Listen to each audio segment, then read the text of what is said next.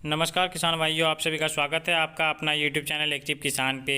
आपने हमारे पिछले वीडियोस पे बहुत ही ज़्यादा प्यार दिखाया, बहुत ही ज़्यादा सपोर्ट किया, उसके लिए बहुत बहुत दिल से शुक्रिया आप लोगों को। आप लोगों के लिए मैं पिछले कुछ महीनों से वीडियोस नहीं बना पा रहा था और वीडियोस अपलोड नहीं कर पा रहा था, कुछ प्रॉब्लम थी।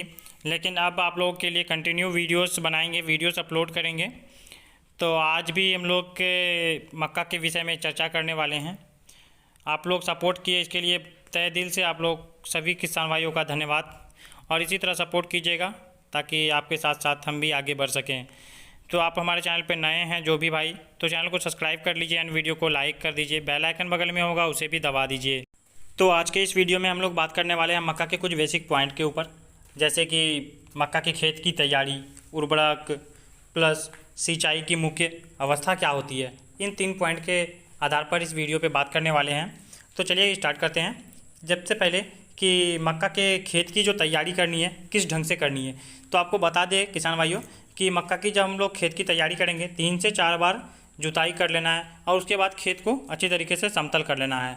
ध्यान रहे आपके जो खेत की मिट्टी है वो बिल्कुल भुरभुरी होनी चाहिए। भुरभुरी इसलिए होनी चाहिए क्योंकि जो मक्का का पौधा होता है उनका जो जड़ होता है, अगर भुरभुरी मिट्टी रहती है तो उनका पकड़ बहुत ही ज़्यादा मजबूत हो जाता है और आंधी तूफान आने के बाद गिरने की संभावना बहुत ही कम हो जाती है। और हम लोग बोल रहे थे अभी कि अपने खेत को समतल कर लेना। समतल इसलिए करना है क्योंकि आप जब भी अपने प्लॉट में सिंचाई करते हैं उस समय होता है क्या, अगर प्लॉट समतल नहीं रहता है तो उस हिस्से में पानी का जमावड़ा हो जाता है, जिसके कारण हमारे जो मक्का का पौधा है उसमें पीलापन होने लगता है और पौधा सूखने की स्थिति में आ जाता है। तो इसलिए हमें अपने खेतों को सही तरीके से समतल कर लेना है। और हम लोग बात करते हैं उर्वरक, तो बुआई करते समय हम लोगों को 10 किलोग्राम जिंक प्रति एकड़ देना बहुत ही ज़्यादा लाभदायक होता है। अगर गोबर की खाद की बात करें तो 8 टन प्रति एकड़ डालने से पैदावार में बहुत ही ज़्यादा बढ़ोतरी हो जाती है। जी हाँ किसान भाइयों, आप लोग प्रति एकड़ 8 टन गोबर की खाद से अपनी पैदावार में बहुत ही ज़्यादा बढ़ोतरी करवा सकते हैं। तो हम लोग बात करते हैं कि मध्यम पैदावार और अधिक पैदावार के लिए हम लोगों को कितना उर्वरक का प्रयोग करना चाहिए। हम लोग मध्यम पैदावार के लिए सबसे पहले बात कर लेते हैं। तो उसके लिए हम लोगों को बुआई करते समय 70 kg urea, 100 kg DAP plus MOP 50 kg, जिसको हम लोग पोटास बोलते हैं। जब हमारे पौधे घुटने की ऊंचाई की अवस्था में आ जाए उस समय हम लोगों को 35 kg यूरिया का प्रयोग करना है। जब फूल आने की अवस्था में आ जाए तो 35 kg urea plus 10 kg potash का प्रयोग करना है। पोटास देना बहुत ही ज़्यादा लाभदायक होता है क्योंकि अगर आप लोगों के मक्का में कभी देखा होगा, आप लोगों के मक्का के जो भुट्टा होता है उनका ऊपर से बिल्कुल मुँह खाली रहता है, ऊपर दाना नहीं होता है। तो अगर आप लोग पोटास का प्रयोग करते हैं तो भुट्टा में पूरा का पूरा दाना मुँह तक भरा हुआ रहेगा और दाने की जो लाइट होगी बहुत ही ज़्यादा चमकीली हो जाएगी। तो ये हमारी थी मध्यम पैदावार के लिए। अधिक पैदावार के लिए अगर हम लोग बात करें, हम लोगों को 80 kg यूरिया और 120 kg DAP, MOP 50 kg डालना है और 45 kg जब पौधे घुटने की ऊंचाई के आ जाए तो 45 kg यूरिया डालना है। फूल आने की अवस्था में आ जाए तो 45 kg urea plus 20 kg potash का प्रयोग करना है। तो हम लोग बात करते हैं सिंचाई की जो मुख्य व्यवस्था होती है, सिंचाई किस किस समय करना चाहिए।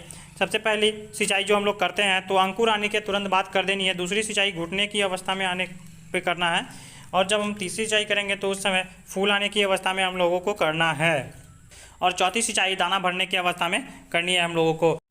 और सबसे महत्वपूर्ण बात, हमारे मक्का के फसल में फॉल आर्मी वर्म नाम का एक जो कीट आता है वो बहुत ही ज़्यादा हम लोगों के फसल को बर्बाद कर देता है। तो उस पर हम लोग कैसे नियंत्रण पा सकते हैं बिल्कुल कम खर्च में, तो उस विषय में हम लोग अभी बात करते हैं। तो यहाँ पे हमारे फॉल आर्मी वर्म को हम लोग जो है कि इल्ली के नाम से भी जानते हैं। तो इस पर हम लोगों को बिल्कुल साधारण उपाय करना है। हम लोग जो घर में यूज करते हैं डिटर्जेंट पाउडर, उस डिटर्जेंट पाउडर का प्रयोग करके हम लोग अपने खेतों से इल्ली को बिल्कुल भगा सकते हैं। तो उसके लिए आप लोगों को क्या करना है, आप सिंपली जिस चीज़ ड्रम से आप लोग मक्का के प्लॉट में स्प्रे करते हैं उसी ड्रम से आप लोगों को स्प्रे करना है। सिर्फ जो आप लोग डिटर्जेंट पाउडर घर में यूज करते हैं, चाहे वो घड़ी हो या टाइट हो या व्हील हो, अब बहुत सारा डिटर्जेंट पाउडर आता है, आप किसी भी डिटर्जेंट पाउडर का घोल बनाकर अपने मक्का के प्लॉट में स्प्रे कर सकते हैं, जिससे कि इल्ली का जो त्वचा होता है, उसका बॉडी होता है वो बहुत ही ज़्यादा मुलायम होता है, सॉफ्ट होता है और डिटर्जेंट पाउडर का केमिकल उसके ऊपर पड़ने के बाद उसका शरीर जो है कि बिल्कुल गल जाता है, तो इल्ली का प्रकोप बिल्कुल ख़त्म हो जाता है। इस तरह हम लोग अपने मक्का के प्लॉट से इल्ली को बिल्कुल भगा सकते हैं। तो बिल्कुल आसान तरीका है, आप लोग इसको ज़रूर अपनाइएगा और हमें बताइएगा कि कैसा लगा ये वीडियो। फिर मिलते हैं अगले वीडियो के साथ, तब तक के लिए आज बस इतना ही। धन्यवाद किसान भाई।